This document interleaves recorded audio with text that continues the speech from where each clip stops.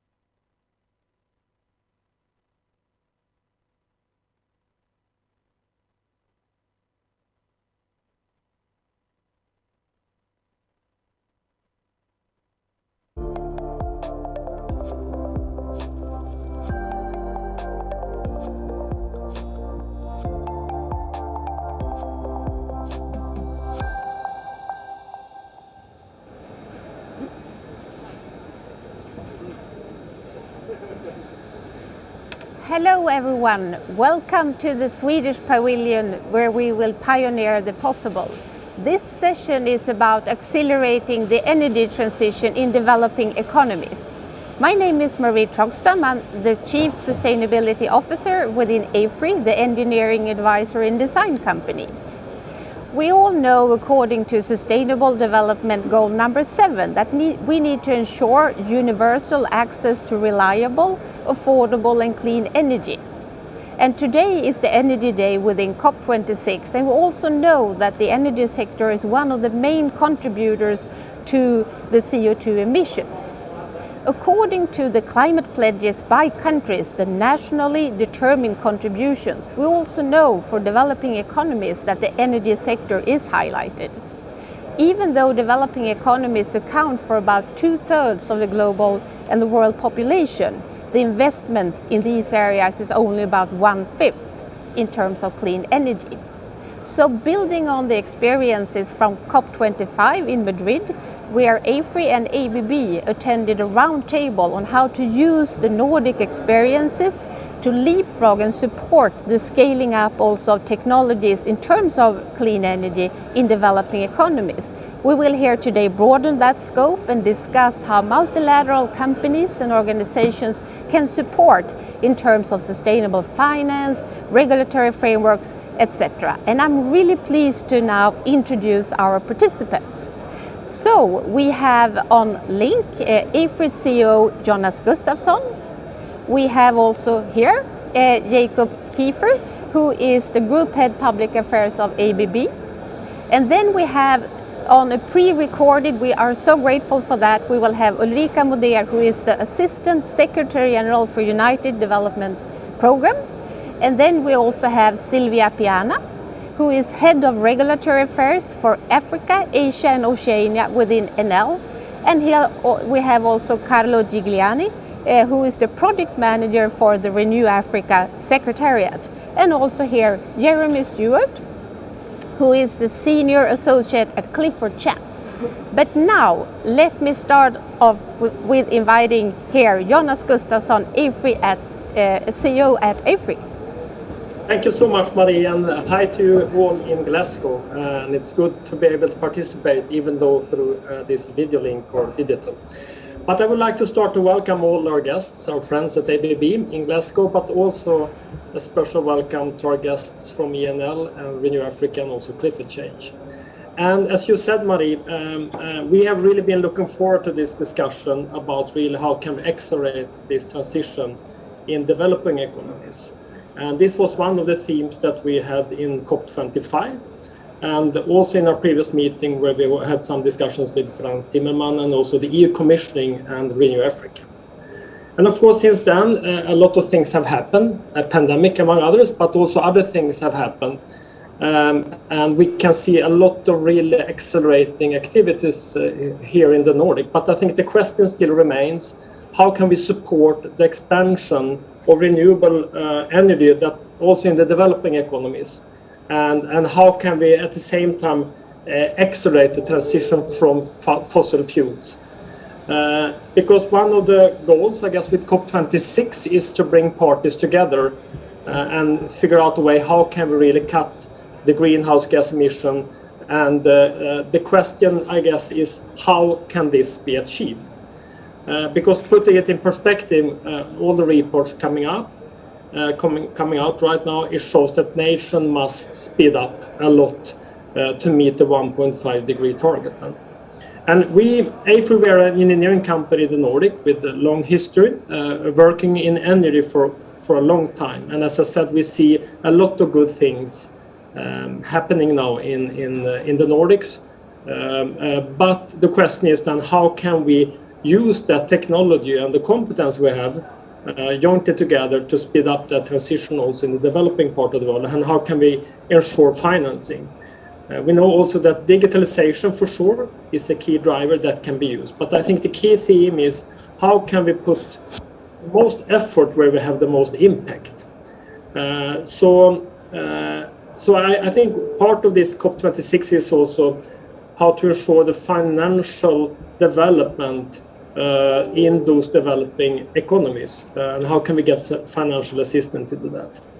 So I think also EEA has identified that the most effective way to tackle part of the climate change is to work with the developing countries to ensure that we are not doing the same mistake as we have done in the past. And we know that there is technology available, and by partnering up and working together, we can achieve a lot. So our ambition is to use the European leaderships and to work together in partnerships and to accelerate that transition. And I know there's good speakers in this session today to talk about that topic. It's complex, but I think the good thing now is that there are technology available, and especially when we work together, we can achieve a lot.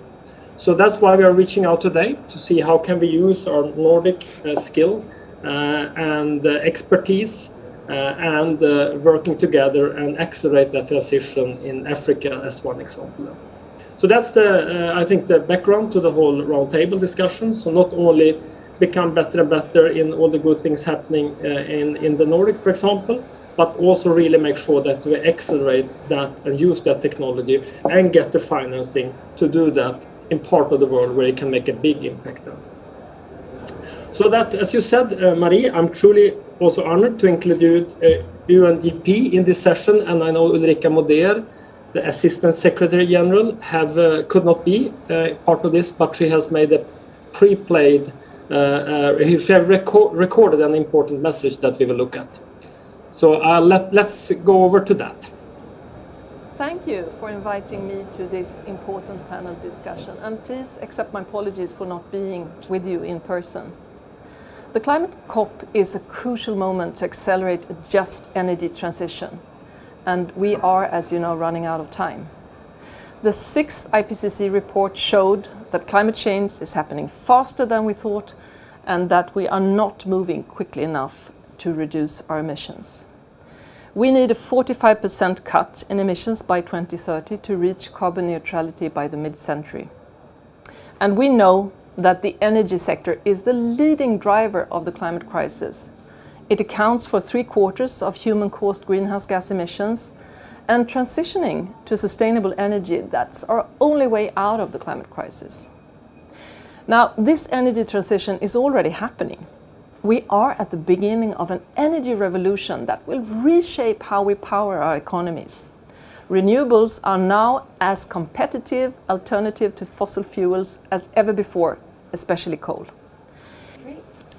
It is an immense economic opportunity, can drive economic growth and create millions of jobs, but we must ensure that it is fast enough to meet the emission reduction goals of the Paris Agreement, and it must be fair rather than deepen inequalities, and it must power the achievement of the Sustainable Development Goals. The clean energy commitments we are seeing across the world, they are actually encouraging. For instance, at the September's high-level dialogue on energy, governments and private sector committed over $400 billion to clean transition and to advance energy access. But far more is needed. As part of UNDP's climate promise, we work in 120 countries to assist them in enhancing their nationally determined contributions, climate pledges under the Paris Agreement. This represents 80% of all developing countries, and nearly all of these countries list energy as the important sector in their NDCs and include concrete targets in submitted NDCs, primarily in the context of reducing emissions, but also in promoting adaptation and resilience. Our climate promise work has highlighted the developing economies, especially least developed countries and small island developing states. They are the leaders when it comes to climate ambition. UNDP has also pledged to mobilize the entire UN system, as well as member states, businesses, civil society and financial institutions to bring clean, affordable, reliable energy to 500 million people by 2025 through both our and the UN Energy Compact. This will go hand in hand with efforts to leverage countries' NDCs as investment plans for sustainable development, capitalizing on the opportunities of ambitious climate action to drive social and economic progress, turning pledges into concrete action. But we cannot do this alone. Forward-thinking companies can and must be instrumental in shaping the green economies of tomorrow. Financial institutions, governments, and the private sector must work together to help developing countries implement the bold energy and climate actions that they are committing to. This includes calling developing countries to respect their commitment of mobilizing $100 billion annually in climate finance to support the needs of developing countries. It also means working with governments in emerging economies to help create the policies and regulations that are needed to scale up renewable energy investments. I call on everyone, leaders, skeptics, idealists, pragmatics, entrepreneurs, and everyone anywhere who wants to look at the future with hope, to join us at the forefront of the energy revolution. Thank you. So thank you very much, Jonas Gustavsson and Ulrika Modéer, for those insights. And we will now continue with initial remarks by everyone in the panel, and after that open the floor for questions from the audience and also have a dialogue between our participants. And by that, I'd like to hand over to you, Jakob Kiefer from ABB. So please. Well, thank you so much, Marie, and thank you to Jonas and to Ulrika for their remarks, and to my co-panelists here. And before starting, I would like to extend my gratitude to Business Sweden and the Swedish government for making this platform that we have here in COP available for us. It is a complicated year with all the limitations that have been put in place, and you have done a tremendous work, so I want to go on record with that. Thank you so much for that. And I guess I would like to start to say, why are we as a business here at COP? I think that question is a normal question today. It wasn't a normal question perhaps a few years back. We have come together as society and stakeholders in this meeting with a sense of purpose, I think. And this sense of purpose for us is sustainability. It's at the core of our business.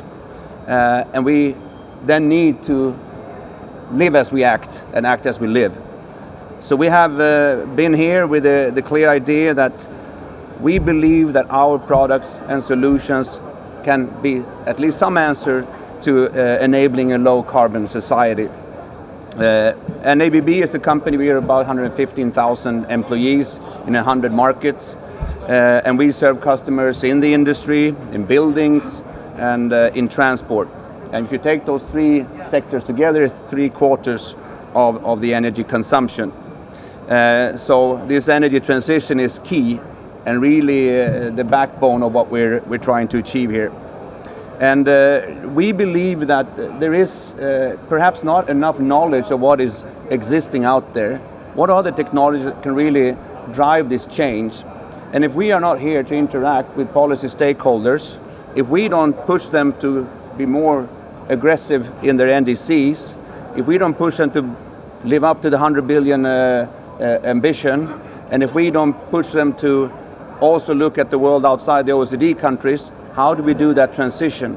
How do we electrify the roads in the continent of Africa, for example? Tremendous task. So I'm very grateful for our partners here with AFRY, not only customers, but also in mind, I think. Maybe I just said a few words, we can come back to that, but I think the biggest challenge we are facing is the implementation now. We know the technologies are out there, and I think one of the biggest ways that we can achieve some progress is to look at the energy consumption. And we have a story now that we call the energy efficiency movement. Electric motors, there are 300 million of them. They are representing almost 40% of all electricity consumptions.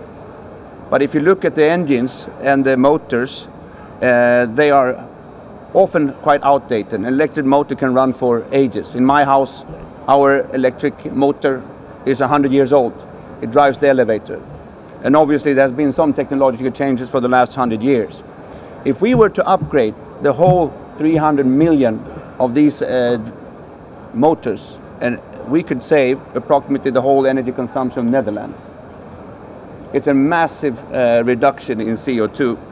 Yet, there are no prerequisites for this.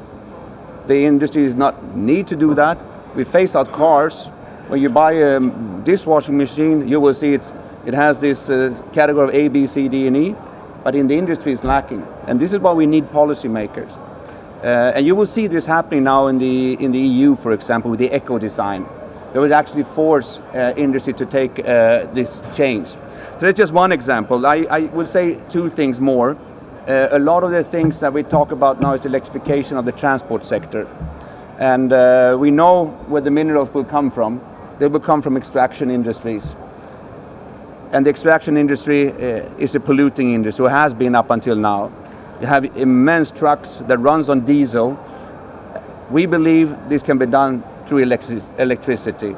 We can switch out this 100 ton of big trucks and electrify them. And if we do that, you will say, but just by switching one to electrical truck, 100 tons of CO2 emissions a year. So we cannot only have the extraction of the cobalt and all the minerals we need, we can also run the mine. And that's my last point, that we have to work throughout the whole value chain.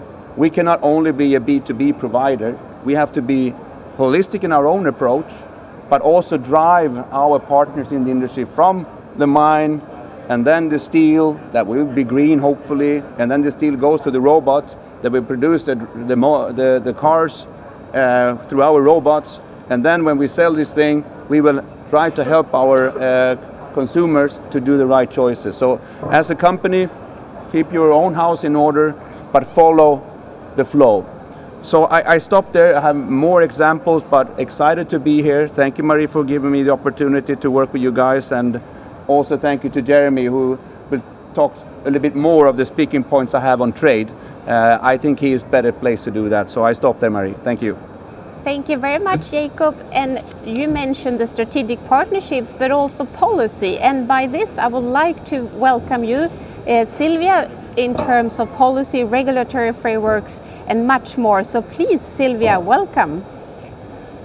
Thank you. Hi, thank you. Good morning, everybody. I'm so sorry also not to be able to be with you in Glasgow, but I also appreciate this kind of hybrid meetings that allow more participation. So let me get started right away with a note on wording. So rather than energy transition, when we talk about emerging economies, let's talk about sustainable development. Because these emerging countries have urgent issues to cope with, one of them being energy access. You also mentioned it, Marie. Population is growing, as is urbanization, as is economy, as is electricity demand. The priority is development. So let's work through technical assistance, through organizational know-how to make this development sustainable from an environmental and a social point of view. And the energy transition will be the natural consequence, or even better, it is inherent to the concept of sustainable development. And in this sustainable development, renewable energies, particularly solar and wind, are absolutely key, because in all the different forms, small size off-grid for rural areas, utility scale for urban areas, solar rooftop for residential commercial building. In all the different forms, in any circumstances, they mean cheap electricity, they have a reduced time to market, they are based on huge resource available for free, they are decentralized, and this entails numerous benefits in terms of resiliency, in terms of decreased dependence from fossil fuel volatility, and in terms also of democratization. But renewables are capital intensive, and governments, especially governments of emerging countries, may not have the financial capability to support alone their deployment. And so the participation of private sector, this has been highlighted already by the previous speaker, is absolutely necessary in different forms. So alone, through PPP, public-private partnership, through the intermediation of multilateral organization, whatever. But private sector needs to be attracted in a country to start a long-term relationship. I'm not talking here about a flirt, an affair, no strings attached. I'm talking here about a long-lasting and happy marriage. And this is very, very important. So let me focus on this concept. Successful renewable energy investments, eventually leading to sustainable development of a country, depend on the approach of both the private investors and the host government. It must be a long-term approach. And from the private investor side, this means, among else, for instance, taking care of local stakeholders, with a CSV, a creating social value approach. It's a marriage, remember? So could you ever think about having a successful marriage if you don't have a good relationship with the relatives of your partner that are important to hear to her, not to mention the relationship with your mother-in-law? And from the point of view of government, this means, for instance, having a long-term energy master plan with credible and, again, long-term targets for renewable energies. And this means, the previous speaker already mentioned it, having an holistic view when thinking about renewable generation deployment. He talked about holistic view in another meaning, but as far as renewable generation development is concerned, you cannot build cities if you don't build the roads to connect them. So for power expansion, particularly for renewable power, which is inherently intermittent and decentralized, you need to have a grid fit for purpose to evacuate the power. And even more, you need to think about the development of the network in advance of the development of the plants, because it takes longer. What do you not need? And this is my last point. You do not need subsidies. Not anymore. Renewable energy do not need subsidies anymore because they reached, or they are going to reach very soon in some countries, grid parity. They just need a clear and predictable framework for their development with clear and predictable and transparent procurement methods based on competitiveness among the different players. There is a lot of financing available, although uncoordinated. I guess that Carlo Guglielmo will expand on this later on. So utility scale private developers do not need money. They rather need guarantees that they will be paid and bankable contracts to enable getting financing. So in this perspective, technical assistance to institutional entities in emerging markets to get those bankable contracts would be more than welcome. I could spend hours talking about bankability, but in the interest of time, I will stop here. Thank you. Thank you so much, Silvia. And we will definitely return to some of the amazing remarks you did. So thank you very much. And now we'll continue on to Renew Africa, as Jonas Gustavsson mentioned, and Carlo, who's being the project manager for the Secretariat. Please, could you elaborate a bit on the Renew Africa initiative? Yes, thank you very much, Marie, for the kind introduction, and thanks for having me and more importantly the Renew Africa initiative here in this great panel. And allow me to pick up where Silvia just left off and go straight to the point. I think that now is a common view that to unlock full Africa's energy potential, there is a vast set of inputs needed. One of the most notable ones being an unprecedented mobilization of both international and also domestic private capital to complement public funding, which might not be likely to provide the sufficient funding by 2030 or 2040 to ensure full access to all Africans. And so private capital is key in our view to bridge this funding gap, and at the same time also tapping into the opportunities of pursuing business partnerships rather than only leaning on concessional finance. And we all know that private capital willingness to invest in Africa is there, so the question is what is still missing? And in an attempt to answer this question, the Renew Africa initiative was launched in 2019 as a multi-stakeholder alliance supported by more than 25 leading European players and industrial leaders covering the whole value chain of renewable energy in Europe. And the Renew Africa mission is quite simply put to advocate for the creation of a European support program, comprehensive European support program for the deployment of renewable energy in Africa, fully owned and managed, and this is very important, by EU institutions. And in order for me to convey the full purpose of Renew Africa, allow me to make a quick step back. At the beginning of the Renew Africa journey, a preparatory study analyzed the full set of European existing instruments supporting the deployment of renewable energy in the continent, and actually, which are more than 70, and actually found out that a lot of good and effective instruments already exist, yet they are a bit fragmented, and most often they do not cover the full spectrum of the project development cycle. And this is where the Renew Africa proposal comes into the picture, as Renew Africa is not proposing to build and create new instruments. Actually, Renew Africa is proposing to consolidate the existing instruments under one umbrella, basically taking the best of what's already there and improving the existing instruments where they need to be improved. And the key word in that, I'd like to clarify this, is the word additionality, as we do not propose to reinvent the wheel. This is very, very important. And in this pooling together, I would say, of resources and instruments, the logic that we need to adopt is the one of the risking. And the program that we are advocating for as Renew Africa should be built on a number of fundamental pillars.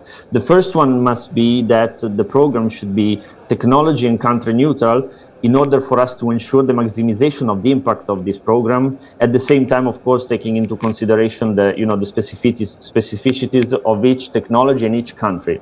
And second, and also most important, the program should focus on, in our view, on utility scale projects, and also include grids, as we all know that grids are the backbone of every energy system in the world. And thirdly, lastly, more in general, the program should adopt an holistic approach, and in this I think I echo the words of many of the previous speakers, in the sense that this program should cover all phases of the project development cycle. And let me go back once more on the word comprehensive. Why I'm mentioning this? Because potential investors in renewable energy in Africa face a number of risks, which are not only actually related to financing. Some might even say that financing is not even the biggest problem. Actually, on the other hand, a whole set of risks exist and stems from, for example, the business, the investment, and the political environment. This is what investors are actually facing in this moment. And this is why Renew Africa actually proposes that this new program should be based and include a full spectrum of elements ranging from policy dialogue, technical assistance, capacity building, and at last also financing, in order to create a conducive environment for renewable energy projects in the continent. In the end, the ultimate goal of an initiative such as Renew Africa is the one of creating or sustaining a pipeline of a sustainable pipeline of bankable project, of renewable bankable projects in the continent, basically at scale. And to close, I would say that we at Renew Africa believe that this is a very challenging goal, but with a collective effort, we think that we can achieve it. Thank you very much, and back to you, Marie. Thank you very much, Carlo. And we've heard now about the importance of a holistic view, about strategic partnerships, about addressing the whole value chain, and the importance, of course, of policies. So this brings me then to climate and trade, and how trade and trade policy will be an important part of this. And please, Jeremy Stewart, over to you. Thank you very much, and thank you for the invitation to participate in this session. I think it's a really important issue to be talking about energy transition, and in the context of sustainable development as well. So it's great to be here. I think one of the key points to think about with the energy transition, why it's so pivotal in driving decarbonisation, is that it sits at the heart of so many other sectors, from transport to manufacturing to consumer goods. And without scaling up green energy, so many of those other innovations, are not going to be able to achieve their promise and really, drive the transition to net zero. So one of the real challenges is, I think this came through from many of the other speakers, is how do we make that easier and cheaper to scale up some of these energy solutions? And that's where I think trade policy has a really important role to play. And this is because trade is the mechanism through which innovative technologies can achieve global scale. So it's one thing for green energy technologies to develop in in wealthy countries, but it's another thing for them to really get the global scale and the investment required internationally, and really, we've talked a lot about Africa, but really around the developed world and the developing world. So how do we go about that? Well, Clifford Chance has been working with the World Economic Forum on a project to identify how trade policy can do more to meaningfully support businesses in accelerating emissions reductions. And so what we did was interviewed over 30 businesses to sort of understand what are some of the key trade barriers that they face and how could they achieve some more of the certainty required to make these investments in the green transition, particularly in the context of developing countries. So we released a report in September, and I wanted to pick out sort of 3 or 4 key points from that, which I think are relevant to this discussion of energy transition. And the first one, which has come out through some of the other speakers already, is this point around a stable and open trading environment being critical to achieving the green transition. It's not all about finance, it's not all about subsidies, although particularly finance has a role to play. But given the massive investment that's required, businesses really do require the certainty and the predictability of the trading system in order to make those long-term investments that are really going to drive change. So we've been through a very period of high trade policy disruption over the last few years, and we're still in very much a period of supply chain disruption as we come out of the pandemic. But restoring confidence in that system and the rules that underpin it, I think, is going to be really critical to ensuring that these investments can be made on a long-term basis. The second point is around the importance of removing trade barriers. Now, whether this is tariffs or non-tariff barriers, because what these do is they increase the cost and they reduce the pace of decarbonisation. So much of this, much of these technological developments are happening, but the real thing that we can influence through policy is accelerating that shift, making it quicker by increasing making the economics of that more inviting for the private sector to invest. So in the context of the energy sector, this means reducing tariffs on key climate-friendly goods, from solar panels to EVs to electric motors, as Jakob mentioned. And it also means harmonising standards for some of these technologies and some of the innovative infrastructure that's going to drive this shift. And it's also going to be critical that we keep supply chains for raw materials open. And that's another area, as Jakob mentioned, I think that there's the resources are going to underpin this transition, and so we need to ensure that trade barriers there don't prevent development in that space. The third point is around market distortions, and addressing these is going to be crucial. So fossil fuel subsidies continue to be a real factor in acting as a counterweight to carbon pricing mechanisms. So at the same time as we're talking about pricing carbon and trading carbon and reducing emissions, governments around the world are still subsidising fossil fuels, and so driving a global solution to reducing that is going to be really important. And hopefully we'll hear something this week around fossil fuel subsidy reform and what might be happening in that space.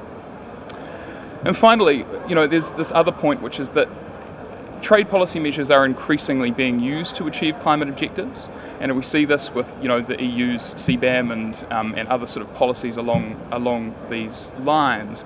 But it's really important that these are, again, back to the predictability point, are based on open and non-discriminatory infrastructure and architecture, and that's, I think, going to be crucial, particularly in the developing country context, to ensuring that those countries aren't shut out of supply chains and are able to participate actively in this transition as well.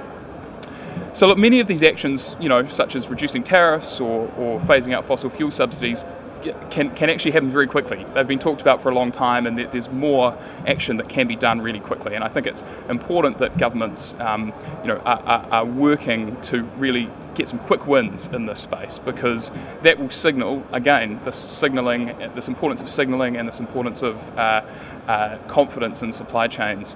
I think that's what's going to really drive the shift in trade policy.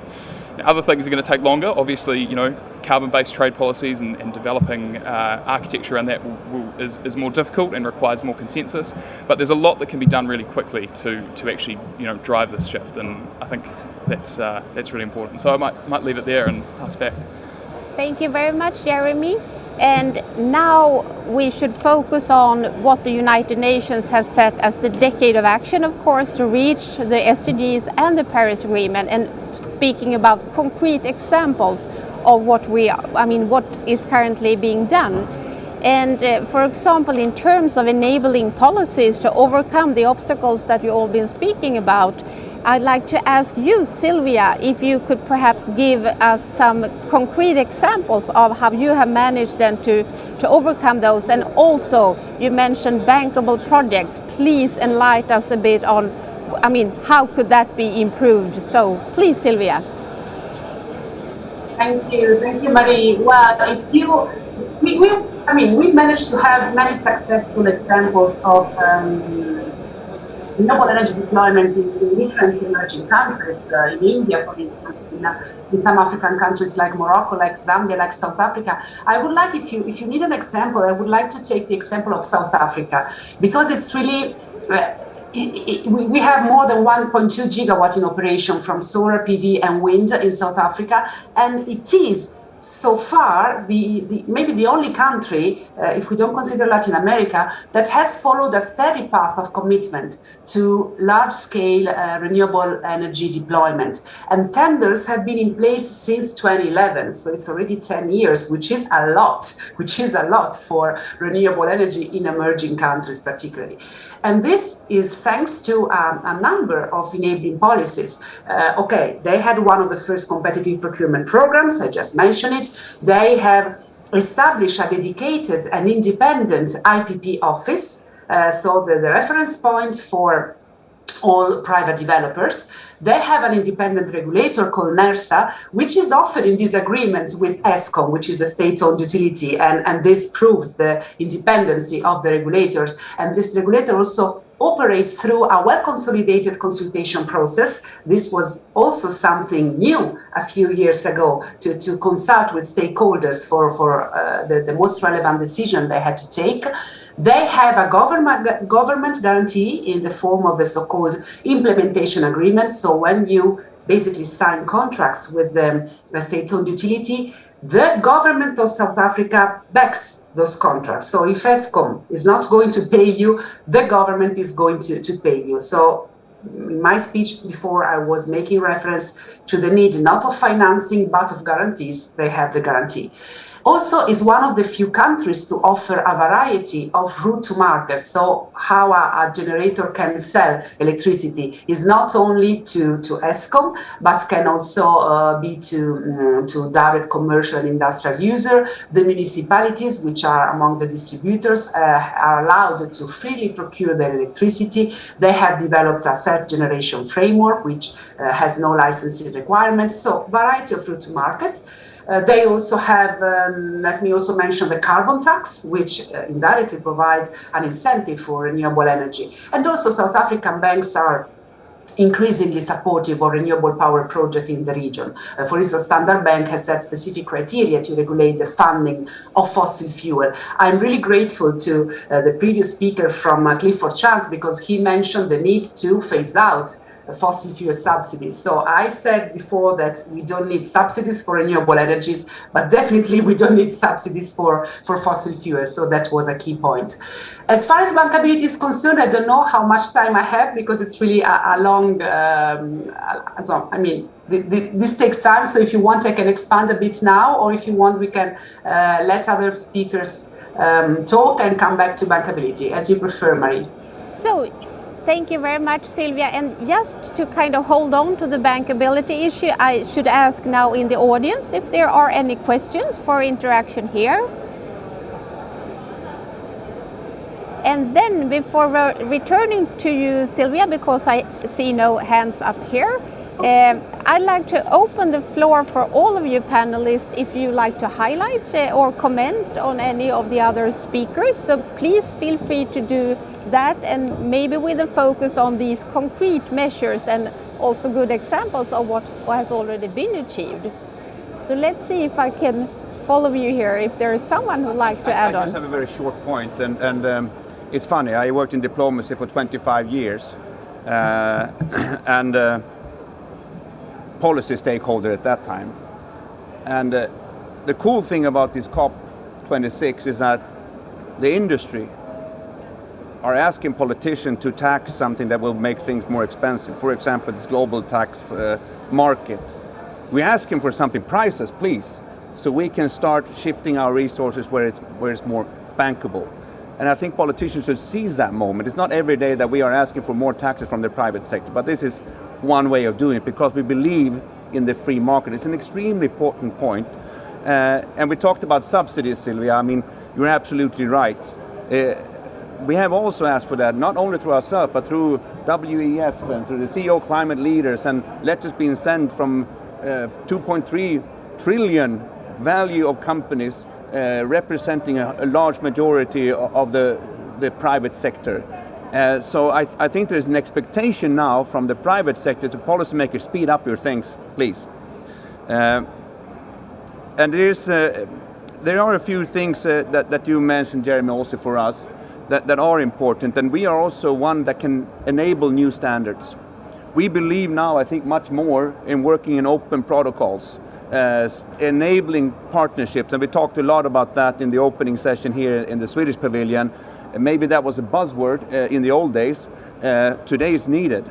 We don't have everything in-house anymore. We can't do it anymore. We have to work through the cloud. We have to use sensors that we can send up in the sky and then take back because we cannot function otherwise efficiently.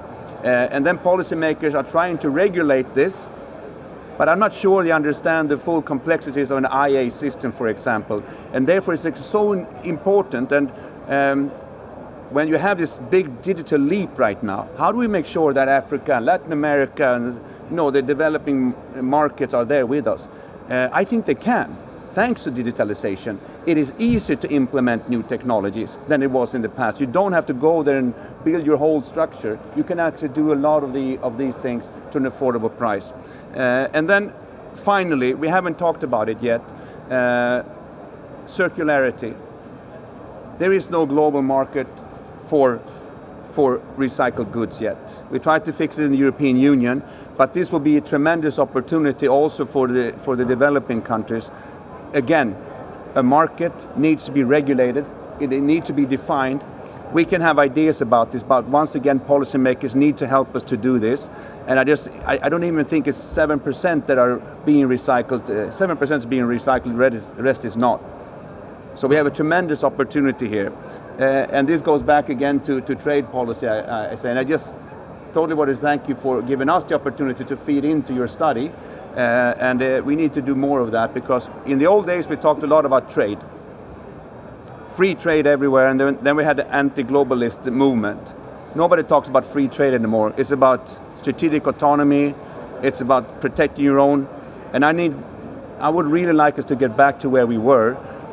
Obviously, there will be difficulties in a globalized market that is open. Jobs will be needed to be recreated and so forth.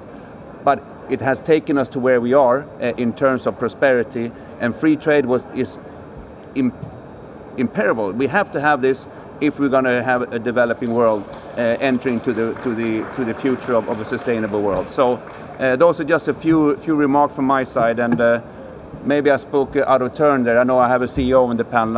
I should have let you speak first, but I get so excited about this. I'm sorry about this, Jonas. Would you like to add, Jonas, something here? I was smiling when I was listening to Jakob. I mean, I agree. I agree with all the speakers, and I think the topic is complex, but at the same time, I'm also tremendously hopeful, because what we see now is the technology is available. I think a lot is, as we said, about policymakers and about making this happen. So as an engineer, and that would be my summary remark, that I'm actually hopeful, because what I can see in the last 3-4 years, that has been a tremendous development across. But I realize there's a lot of hurdles to overcome, but I think more and more to work together as partner will be key moving forward. So I'll leave it with there until I will do my final remark.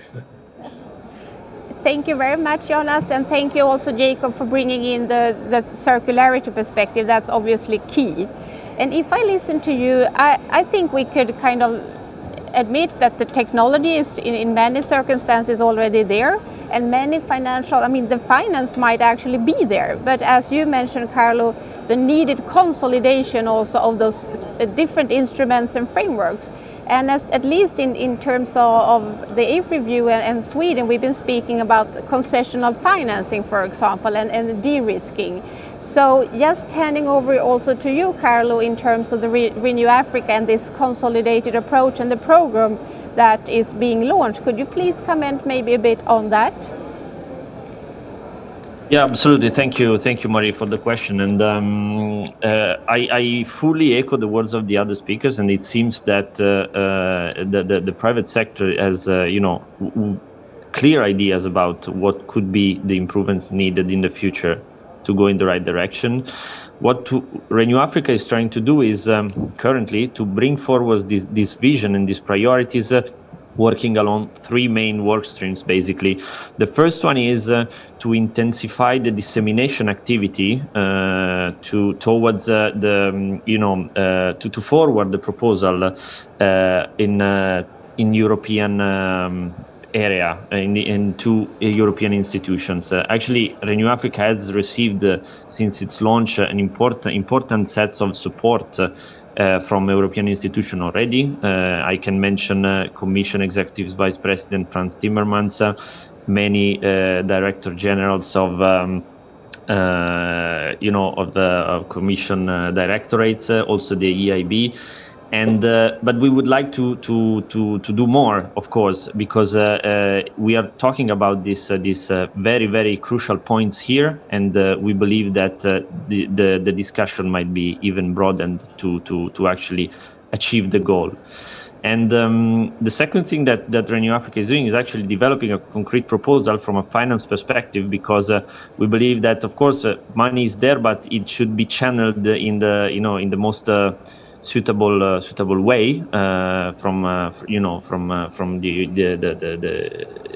incoming institution, basically. And what we did so far was to develop a set of proposals and views that we already shared also with the Commission in order basically to bring forward this point of discussion and feed the discussion, given that, of course, it's not Renew Africa that will actually implement this program, that's for sure.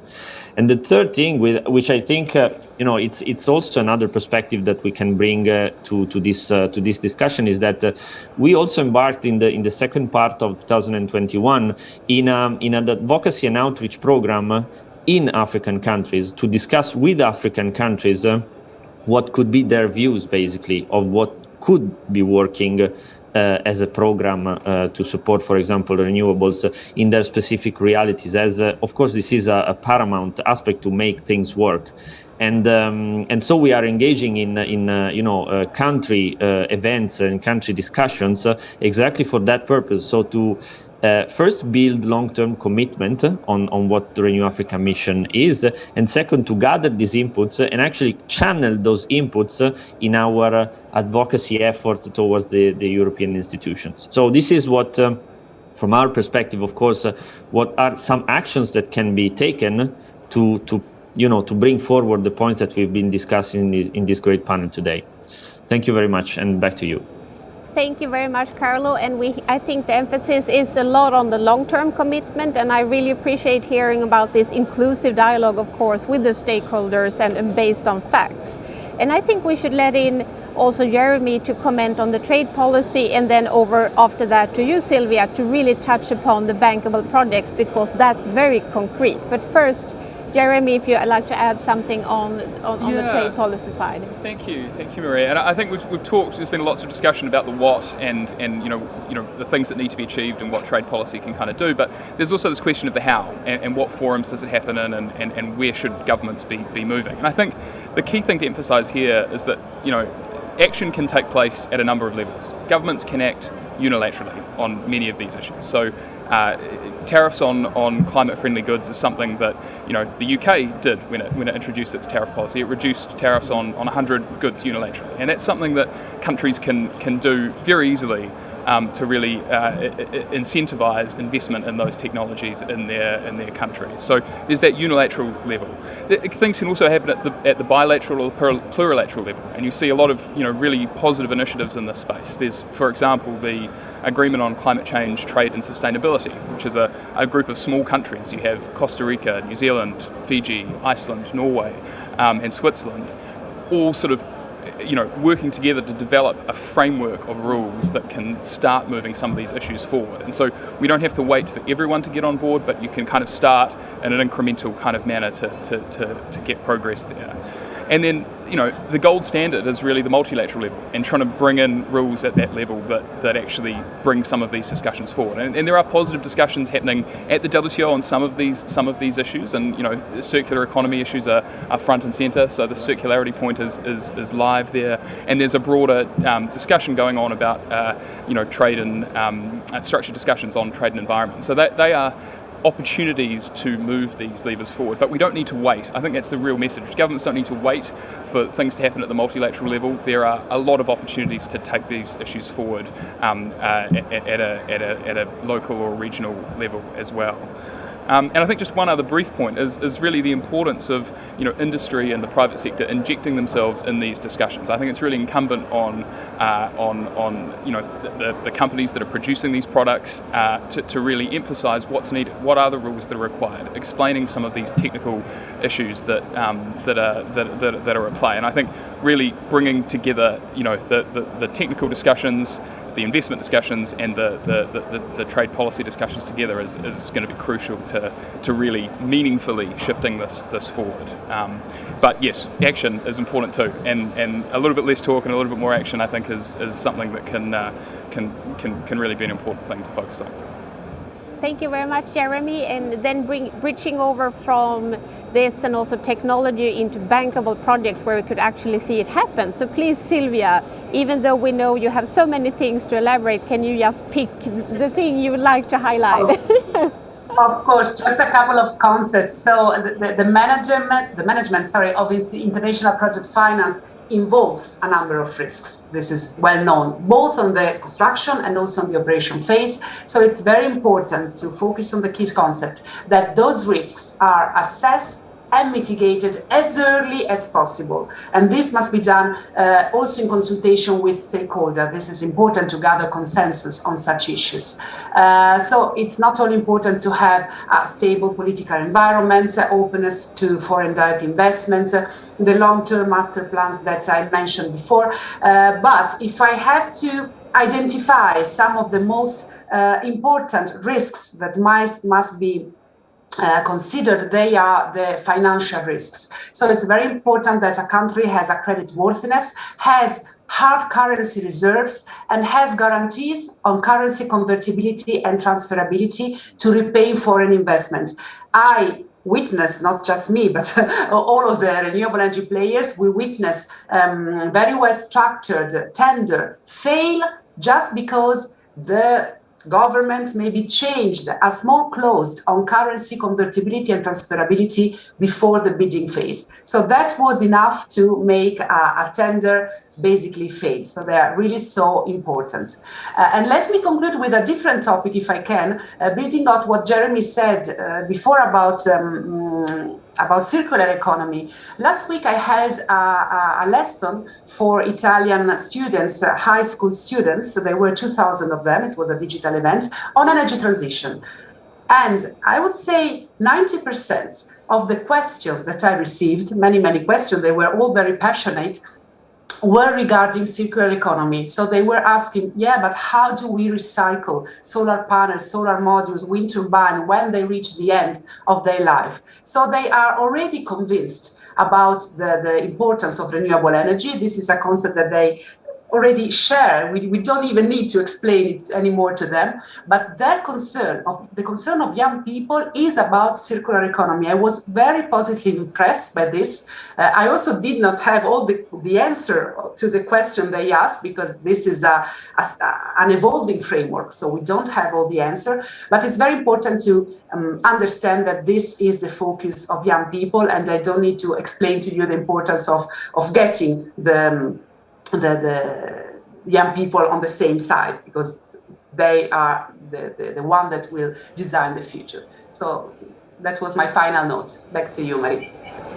Thank you very much, Silvia. And now it's actually time to conclude, and I will invite you, Jonas, as a long-time experienced industry leader for AFRY. We are actually present with projects in 100 countries, a lot also in the energy sector. If you, Jonas, just like to give your comments on this session, and so please, Jonas.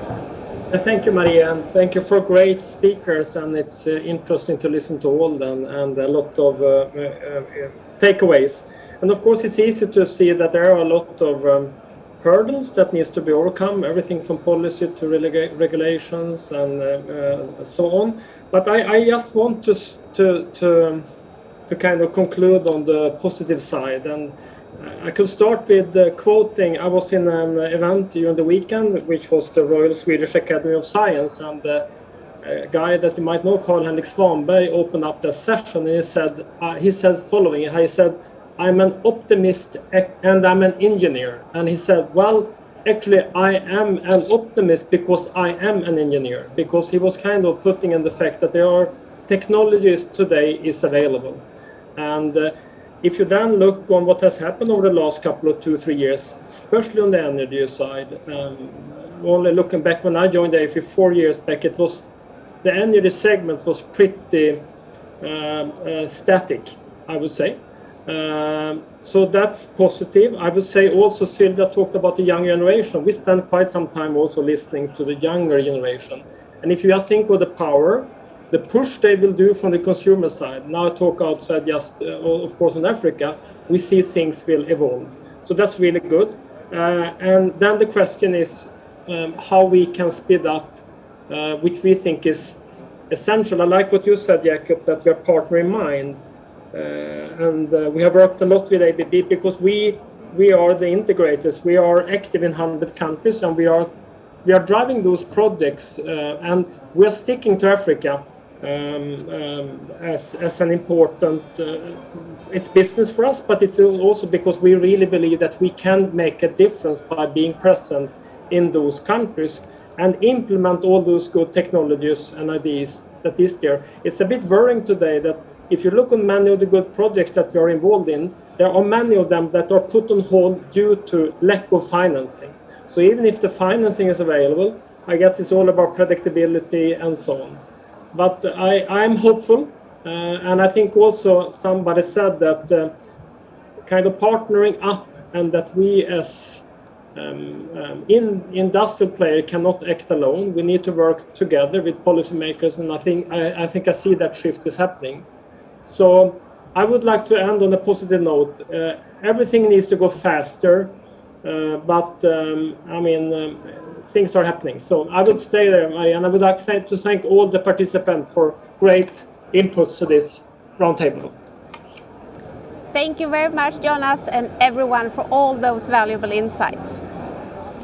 Thank you, Maria. Thank you. Thank you.